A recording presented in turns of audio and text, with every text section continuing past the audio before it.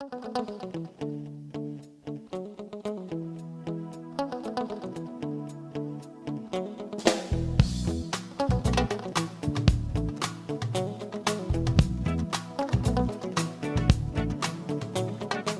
paysans sont dans la misère et la pauvreté parce que bien souvent, ils détruisent les trois quarts des résultats de leurs efforts. Avec le fautron du bananier ou du bananier plantain qu'ils ne jetteront plus, ils pourront devenir riches, très riches même.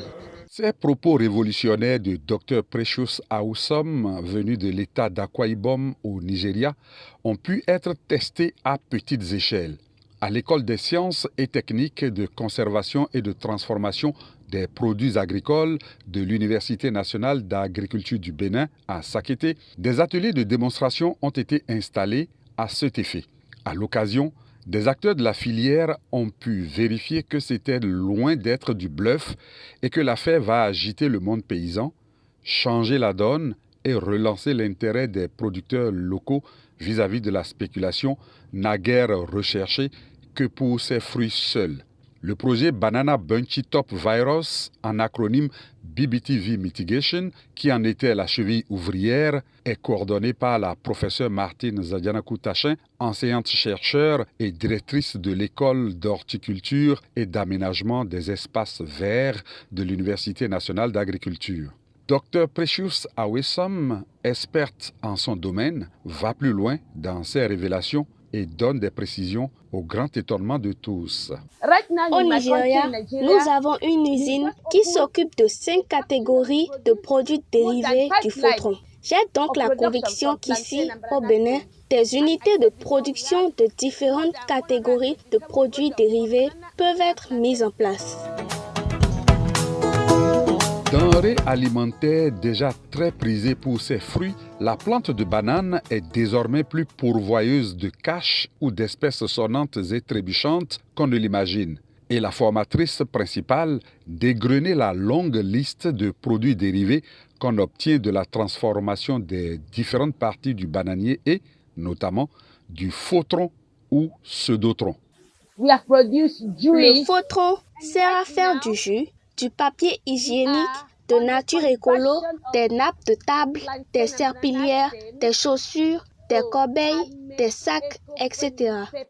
De ces fruits, connus pour leur valeur monétaire, jusqu'à sa racine, en passant par ses fleurs et le fautron, le bananier est de la race du palmier à huile dont toutes les parties sont exploitables. Malheureusement, pendant longtemps, on a assisté au gaspillage systématique de cette ressource qui a vocation de sortir de misère les producteurs qui ne s'échinent jusque-là que pour en récolter ses fruits. On sait dorénavant que le bananier regorge d'énormes potentialités insoupçonnées et qu'on le redécouvre sous un jour nouveau en sachant que son tronc, hier ignoré et négligé, fournit des nutriments qui contribuent à la survie de l'homme.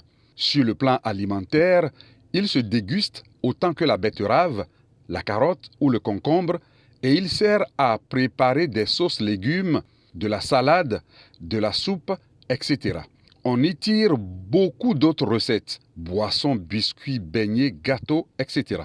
Dans l'industrie pharmaceutique, il serait un antioxydant de valeur et ses propriétés lui concéderaient la puissance d'un remède efficace contre des maux tels le diabète et le cancer. Appliquée sous forme de pansement chaud, la fleur du bananier soulage des douleurs de l'arthrose et du mal de dos. Ses feuilles, elles, séchées et pilées, puis administrées en infusion, calment bien des maux de ventre. Dans le secteur de la beauté, le pseudotron sert à la fabrication des mèches pour femmes ainsi que des cordes de différents usages, dont les cordes qu'utilisent les matelots pour jeter l'ancre et accoster les bateaux. Pour la décoration d'intérieur et la gestion des ménages, des objets usuels y sont issus. Rideaux, nattes, nappes de table, sacs, corbeilles, chaussures, etc. La liste des objets qui rendent son utilité et son importance au fautron a fini de conquérir l'assistance médusée qui écoute. Pour témoigner de sa croyance en sa technologie de transformation des photons, elle s'engage à venir les récupérer moyennant de l'argent, tout ce que les paysans locaux pourraient vouloir continuer à jeter à la poubelle. Ce fut là la preuve ultime que la filière banane-plantain peut combler son homme au-delà de toutes attentes. C'est comme un conte de fées que je vis sur le moment. Un rêve merveilleux d'entendre tout ce que nous venons d'entendre de la bouche de cette dame. Je nous exhorte à plus d'ardeur et à faire d'un plant de banane plus de 1500 autres. Quand je suis vraiment comblé, et je sais qu'au retour pour l'implémentation, nous allons essayer de montrer aux acteurs sur le terrain, qui sont le partenaire privilégié, nous allons leur prouver qu'à côté des résultats qu'ils récoltent, le tronc ne peut pas ajouter. Il faut donner de la valeur à ce tronc-là. Les acteurs de la filière, toutes catégories confondues, sont plus que jamais motivés à s'investir là où, au moins, le fruit de leur labeur pour le bien-être tant espéré leur sera rendu le mieux. Ce fut l'occasion d'énumérer quelques thématiques de formation au profit des acteurs de la filière des zones d'intervention de BBTV Mitigation. Nous avons commencé ce cheminement depuis 10 ans, où nous sommes partis de la découverte d'une maladie, d'un virus qui attaque les bananiers qu'on appelle la maladie du bon chiffon. Et nous sommes partis de l'itinéraire technique jusqu'à ce jour, en passant par la gestion de la maladie, la gestion des insectes, la fertilisation du sol, la transformation en sous-produits. Et nous sommes aujourd'hui au niveau où c'est la création de l'emploi, c'est la création du business. L'université a 3 fonctions majeures, à savoir la formation, la recherche et les services à la communauté. Je voudrais renforcer le service à la communauté, ce que les anglophones appellent community engagement. Certaines filières doivent être portées par les recherches et les travaux des enseignants-chercheurs. Et c'est un exemple que nous avons, qui est la banane, la production de la banane. Donc, des activités de recherche de notre maison accompagnent et appuient les communautés qui développent cette culture. Il y a une pédagogie autour de ça et les curricula qui sont développés tiennent compte des besoins du marché. Ainsi, la vision et la mission de l'UNA, qui allie la recherche au développement du monde rural à travers l'agriculture, trouvent leur écho dans les activités de terrain du projet BBTV. C'est l'occasion de féliciter l'équipe qui travaille et qui continue de mériter la confiance des bailleurs, qui continue de mettre les ressources à disposition pour que le projet puisse travailler. Donc, à travers ces mots de remerciement et de félicitations, je voudrais dire bravo à la coordonnatrice qui, de main de maîtresse, je veux rester genre, je ne dirais pas de main de maître, continue de conduire ce projet qui est en train de faire ses impacts. Et certains d'entre vous ont pris part au colloque scientifique de l'UNA l'année dernière, ici à Sakété, au cours duquel des activités de banane ont été présentées et des collègues ont été reconnus méritants avec des prix et des distinctions.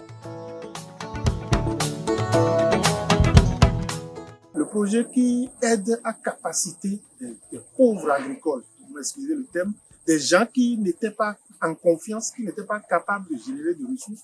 Et puis, premièrement, on les aide à conserver, à produire à succès cette culture, la banane, et puis mieux à transformer pour ajouter de la valeur.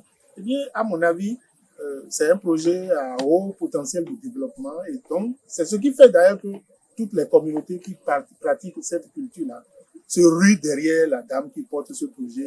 Osons donc espérer voir la saga se poursuivre dans le sens de la perche de la collaboration tendue à sa partenaire par la Nigériane qui promet de fournir à l'UNA, à travers l'école d'horticulture et d'aménagement des espaces verts, des maquettes de l'outillage déjà disponibles dans son pays.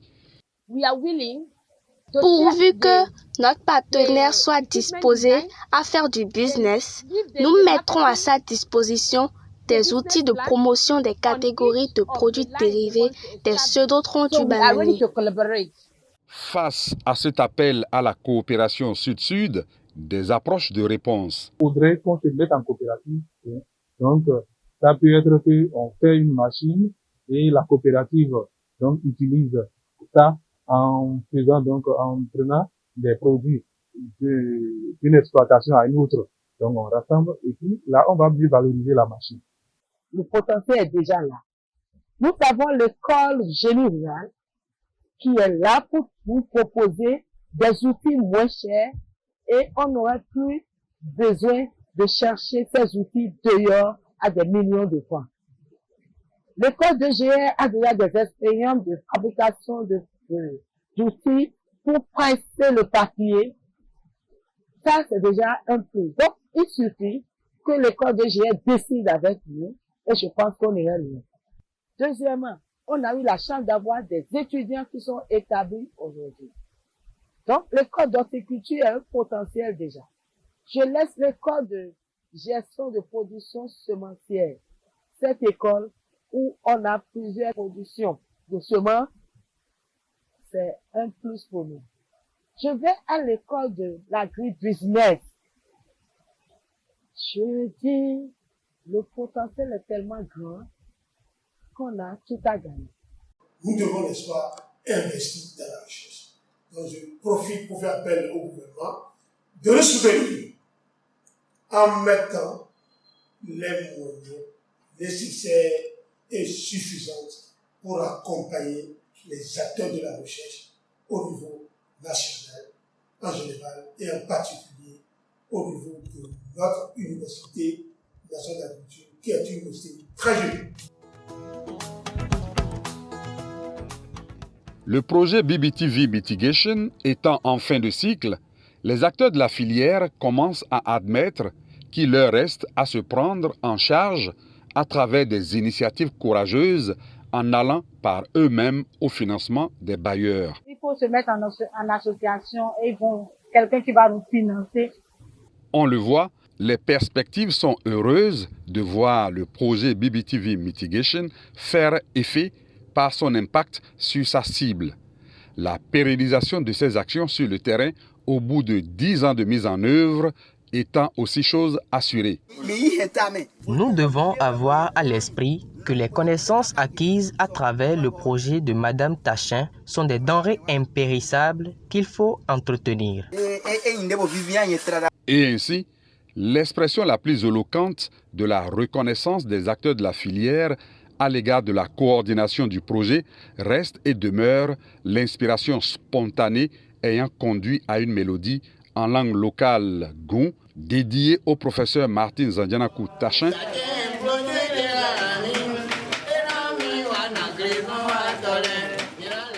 pour dire à Madame la coordonnatrice merci infiniment.